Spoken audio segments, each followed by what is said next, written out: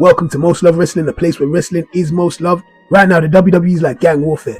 Everybody and their dog is in a faction. I think last time I checked, there was 18 listed factions under the organization. We just saw a new one, though yet to be named, make their debut as a stable on Raw. And then we saw another completely obliterated legend on SmackDown, which then gave me the idea for this video. My top 10 factions in WWE today. But before I sound off, I'm gonna need you to put a like on this video, subscribe to my bullshit, and hit the notification bell. It helps with the algorithm. So if you like what I'm doing and believe that the world deserves to bear witness, then this is how you can make it happen. Okay, that's the intro done. So now without further ado, number 10, Chase U. The easiest thing to say about Chase U is I like these guys. And gal, all of them can go in the ring, and I'm telling you they're a bunch of underrated promo workers. Even Thea Hale, who's honestly about 5 years old or something like that. She is an amazing talent. If it wasn't for her age, I guarantee, I'm telling you, they would be using her in the main event of NXT. She's what you'd get if you were to take the performer aspect of Chris Benoit and then put it into the Hugger Bailey. She's got a whole bunch of intensity and she's a little fangirl at the same time. This style of faction is hardly explored in the WWE. So there's a lot of things that they've got yet to do and show us what they can do with a faction of this style. And when they do similar angles with this faction, it still manages to feel fresh, despite it really and truly being a recycled angle. Number 9, Gallus. They remind me of some Scottish gangsters, and they bring a lot of legitimacy to NXT. They're just a group of some big, hardy, tough old Scots, man. I would have loved to have seen them against the Brawling Brutes in a 6-man, no disqualification match. That shit would have been lit. I think this faction has a lot of life, not only on NXT, but on the main roster when the time comes. Number 8, Legado Del Fantasma. Every time I see these guys, it comes like I'm watching a cliche gangster movie. You know, cartel, DEA, all of that. Which I know is obviously, that's kind of the gimmick. I feel like Santos Escobar kind of suffered when he was in the LWO. The good thing is, it made us pay more attention to him because he was standing next to Rey Mysterio. And then we paid even more attention to him again when he turned on Rey Mysterio. Allowed a lot of us to then go back and appreciate just how good he was in the original Legado Del Fantasma. Because let's be honest, a lot of us didn't give him the correct praises. Number 7, MQCC. I'm telling you, these guys are so fucking underrated. Charlie Dempsey is brilliant. He's got that Ric Flair madness to him, but at the same time, it's nothing like Ric Flair. With Flair, he was amused and he was scared at the same time. He literally was comical and then psychotic, all in one go. Charlie Dempsey has that same kind of thing going on. Mars Bourne is a good hand. I ain't really got too much to say about him, but you know what? He does his thing, he serves his purpose, and I think he's a good addition to the team. Tavion Heights. Who knew that this guy could be this level of entertaining? His entertainment style is simplistic, and that's low-key the genius of it. I've noticed him already. I know that others will join me. It's not long before this guy gets over. Number 6, Metaphor. These random ass put together set of superstars are money. Their leader, Noam Dar, he needs way more people screaming his praises. He's like Sami Zayn. He'll put on a 5-star banger right after some side-splitting comedy. And I said it before and I'll say it again. Lash Legend is the next woman not named Roxanne Perez to get called up to the main roster.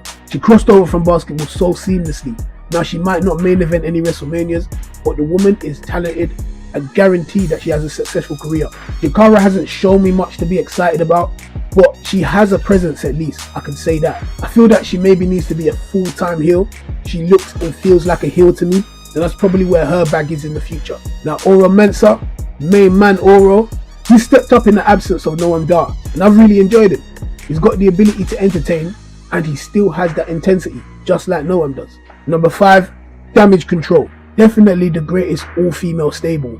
Them or Toxic Attraction. We just witnessed the debut of Sonya's new group.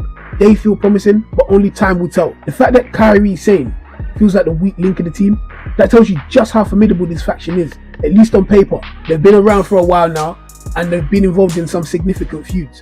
And I still see a lot of shelf life on them. Number 4, The Pride. Now I'm just going to keep it a stack with you, man.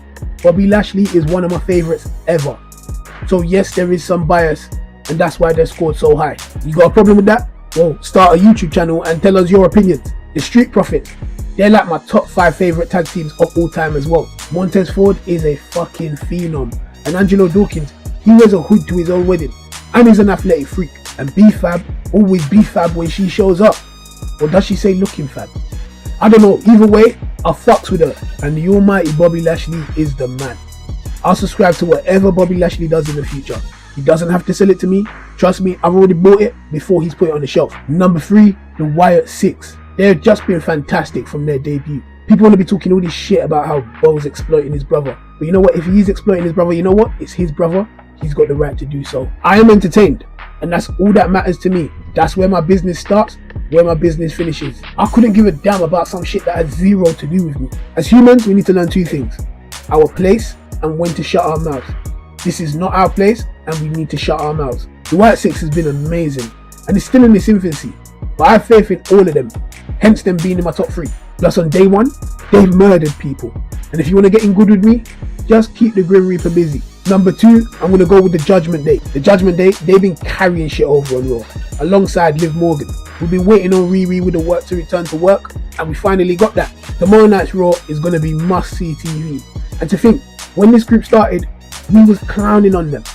Now we've got to look back and say, this is probably one of the greatest factions in WWE history. Crazy, innit? And number 1, I'm going with the Bloodline. I'm not trying to reinvent any wheels here. I'm just going to give it to you how it is. They're currently the greatest faction in the WWE, probably in history. But hold on, wait. It's not the same, guys. It's a little bit different. It's a lot different.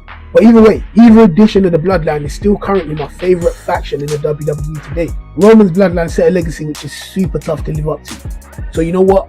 I've got to give credit to Solo and the boys for doing what they've done. And if you're not new to my channel, then you know that Solo Sikoa has been the MVP of SmackDown for 3 straight weeks. Bad boy things. The man is cooking people. We just got to learn to accept it. I mean, he's not my tribal chief or anything. But I do acknowledge him. And Jacob Fatu as well. I'm going to just say that and leave it there. But just say his name, leave it there, because I don't feel like I need to explain to you guys exactly why Jacob Fatu is the talk of the town. But anyway, that's my top 10 factions in WWE today. Thank you for listening to my bullshit. Don't forget to leave a like. Remember to subscribe and leave your thoughts in the comment section down below.